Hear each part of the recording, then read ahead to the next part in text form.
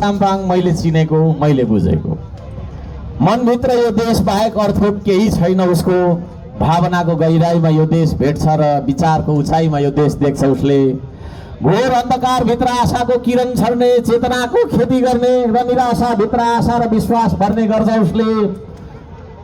उजाड पाखा पखेरु र बगरहरूमा हजारौं लाखौं बिरुवा रोपेर हरियाली बगैँचा र पार्कहरू निर्माण गर्दै बस्छौ। मैले चिनेको अर्का साम्पाङ त्यस्तो छ।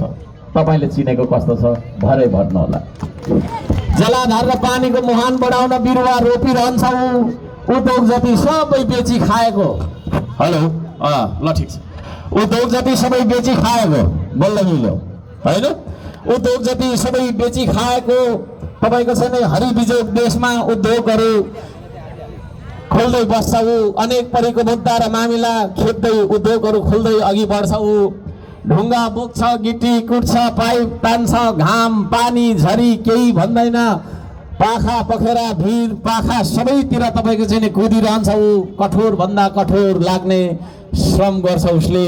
उद्देश्य एउटै बोकेर यो देश बनाउने, यो देश बचाउने। मैले चिनेको अर्को साम्पाङ त्यस्तो छ।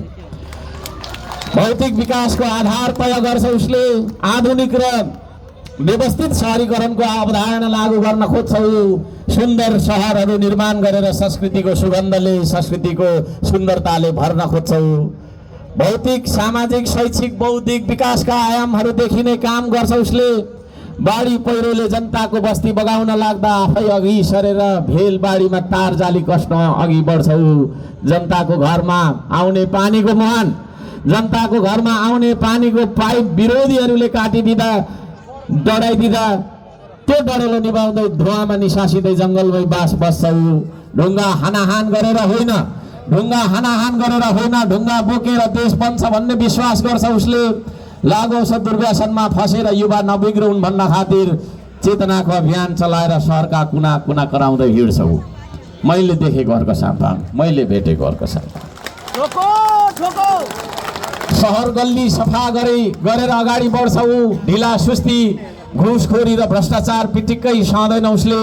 विकासको पहिलो आधार नै चेतना हो भन्ने बुझेर सामाजिक परिवर्तनको अभियान चलाउँदै अघि बढ्छौ। समाजमा विद्यमान विभेद र विकृतिको अन्त्य गर्न श्रमको संस्कृति फैलाउन चाहन्छौ।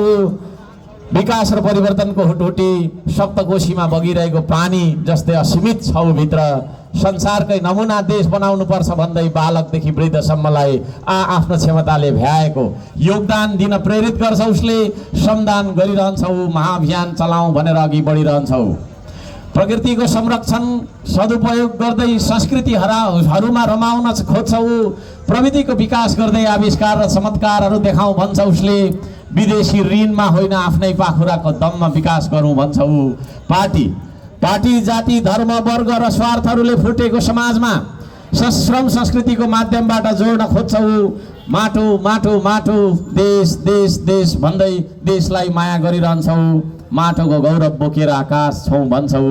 सेवा सुविधाको सुकिलो मुकिलो जीवन त्यागेर फाटेको लुगा लगाएर देश बनाउँछु भन्दै वर्ष श्रमदान गरिरहन्छौ।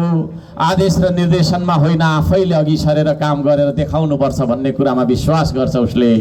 ठुल्ठुला मञ्चहरूमा सभा र पार्टीहरूमा सम्मान थाप्न र भाषण गरेर ठुलो सपना बाँड्नुभन्दा ससाना काम फत्य गरेर देखाउनका लागि श्रमिक बन्न रुचाउँछ। बरु हिलो र धुलोमा गाडिएर देशको उज्जवल भविष्यको सपना साकार बनाउन निस्केको उसलाई हेर्दा साधारण देखिन्छ, तर कालोलाई कालो नै हो, सेतोलाई सेतो नै हो भन्ने साहस गर्छ उसले। देशको विपक्षमा रहेका संसारको जत्रो सुकै शक्तिसँग पनि लड्न भिड्न खोज्छौ। एमसीसी जस्ता राष्ट्रघाती सन्धि सम्झौताहरूको विरोध गर्छ उसले। सङ्कटको बेला अरू सबै नेताहरू लुकेर बसेको बेला, बचाऊ बचाऊ भन्दै भागिरहेको बेला जलिरहेको र ढलिरहेको देश बनाउन सक्छु, बचाउन सक्छु भनेर हिम्मत गरेर अगाडि बढ्ने मान्छे हो। आखिर ऊ को हो त? को हर्क साम्पाङ हो? ऊ त्यही हर्क साम्पाङ हो जो थोपामा यो देश बाँचिरहेको छ, जो कण कणमा यो देश साँचिरहेको छ। उसको हरेक सोचाइमा छ यो देश, उसको हरेक बोलीमा छ यो देश, उसको हरेक कर्ममा छ यो देश, उसको हाँसोमा छ यो देश, उसको रोदनमा छ यो देश। देश दुख्दा देशसँगै रुन सक्ने मन छ उसँग, देशको आँसु पुज्न सक्ने दम छ उसँग। बाँचिन्जेल माटो भनिरहन्छ, बाँचिन्जेल माटो माटो भन्छ ऊ, मरे पनि यही माटोमा जन्मन्छु भन्छ ऊ। उसलाई न स्वर्गको मोह छ न सुखको मोह छ त सिर्फ यो देशको, केवल यो देशको। मैले चिनेको अर्को साम्बाङ, बुझेको अर्को साम्बाङ।